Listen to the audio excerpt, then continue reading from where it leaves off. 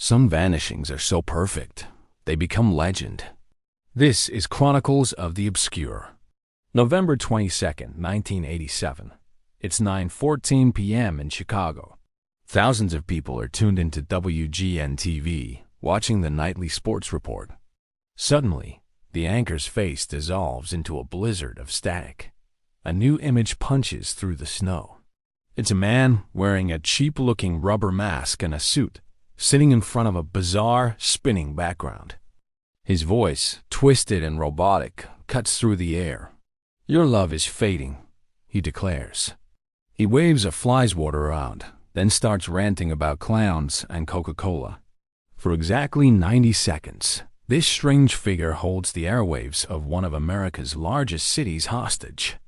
Then, with a final ominous warning, the end is near. He vanishes.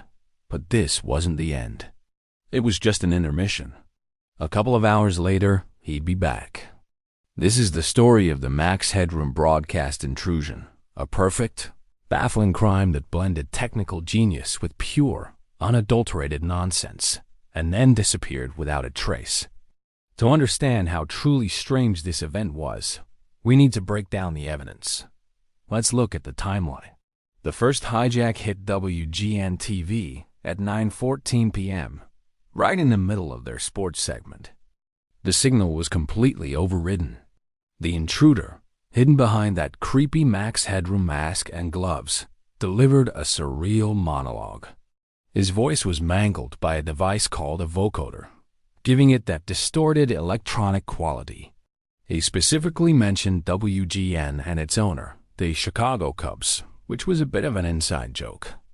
The video itself wasn't perfect. It had these horizontal interference lines, suggesting it was played from a medium-quality tape. Then, everything went quiet.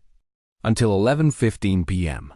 This time, the target was the local PBS station, WTTV. During an episode of Doctor Who, the hijack was back, but this time it was even weirder.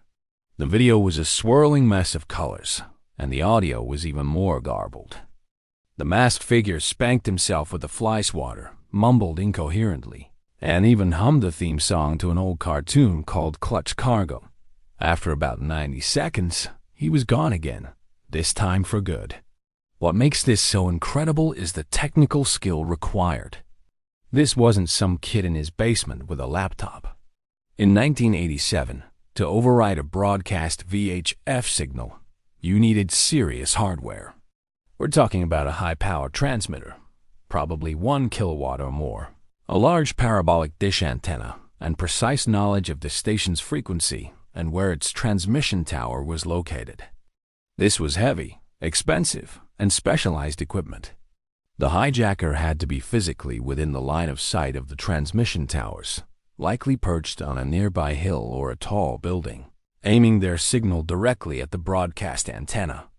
This was a carefully planned, high-risk operation. So, who was behind it? The case remains officially unsolved, but over the years, several compelling theories have emerged. Let's start with theory number 1, the disgruntled insider. This is probably the most plausible explanation. The level of technical knowledge and the precise timing strongly suggests the person had experience in broadcast engineering. Maybe it was a former or current employee of a TV station, or even a contractor who had a grudge to settle. The specific references to WGN and the Cubs could have been an inside joke or a cryptic jab at their former bosses. Someone with the skills, the access, and a motive. Next up, theory number 2, the hacker prank. The 1980s were the golden age of phreaking, the art of manipulating phone networks, and the early days of the hacking subculture. These were communities built on intellectual curiosity and mischief. The Max Headroom incident could have been a proof of concept, a bold demonstration by a skilled electronics hobbyist or a hacker group, just to show that it could be done. They wanted to expose the vulnerability of the broadcast system. In this theory, the nonsensical content wasn't just random. The nonsense asterisk was asterisk the point. The medium itself was the message. Then we have theory number 3, the performance artist. The choice of Max Headroom as a persona was almost certainly deliberate. Max Headroom was a famous computer-generated TV personality at the time, an icon of chaotic, anti-corporate satire. Some people believe the entire hijacking was a piece of performance art, a debased critique of mass media itself. The act of seizing control of the signal, filling it with bizarre imagery and sound, that asterisk was asterisk the artwork. It was a commentary on the absurdity of what was usually broadcast. And finally, Theory 4, the elaborate diversion. This is a more fringe theory, but it's out there. It suggests a hijack was nothing more than a smokescreen, a bizarre, high-profile distraction designed to draw the attention of law enforcement and the public, while another, more serious crime was being committed somewhere else in the city. It's an intriguing idea, like something out of a movie, but there is absolutely no evidence to support it. After the incident, the FCC launched a full investigation, working alongside the FBI. They interviewed numerous suspects and chased down leads, but they never made an arrest. Eventually, the case went cold, and the statute of limitations has long since expired.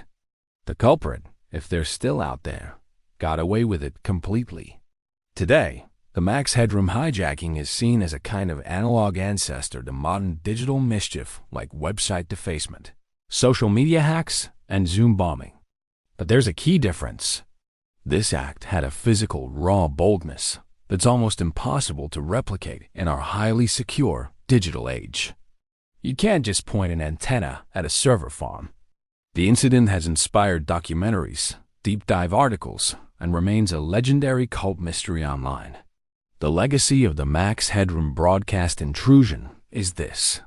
It was a brief, fleeting demonstration of absolute control over a mass medium. And it was executed not for money, not for terrorism, but for what seems like the sheer, inexplicable joy of causing confusion. Ultimately, the Max Headroom incident is more than just a prank. It's a ghost in the machine of the analog age. It represents a moment when the one-way street of broadcast television was briefly turned into a dialogue, even if that dialogue was completely insane. It forces us to ask a question that's much harder to answer than who did it. The real question is why. In the absence of any clear motive, the act itself becomes a pure, enduring enigma, a testament to the strange things people will do. Why do you think someone would go to such incredible lengths to say, essentially, nothing at all? Let us know your theory in the comments below. Thanks for watching Chronicles of the Obscure. Don't forget to subscribe for more journeys into the unknown.